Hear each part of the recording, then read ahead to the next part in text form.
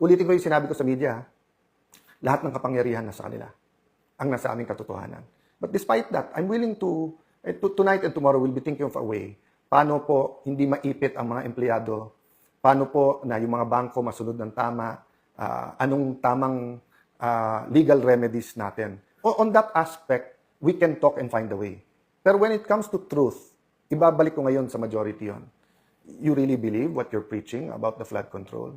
You really believe na after putting to jail some to get the quorum, they won't put more in jail to get... Gagawin kasi 18 na lang ang senador para 12 convicted na. At pagkatapos nun, manipulate na naman yung numero at saka yung konstitusyon para palitan yung konstitusyon. Again, if I'm wrong, then baliwalain nyo lahat ng sinabi ko. I'm just one other politician telling you garbage. But if I'm correct, and I hope that I am not correct, then we have to put faith into our actions.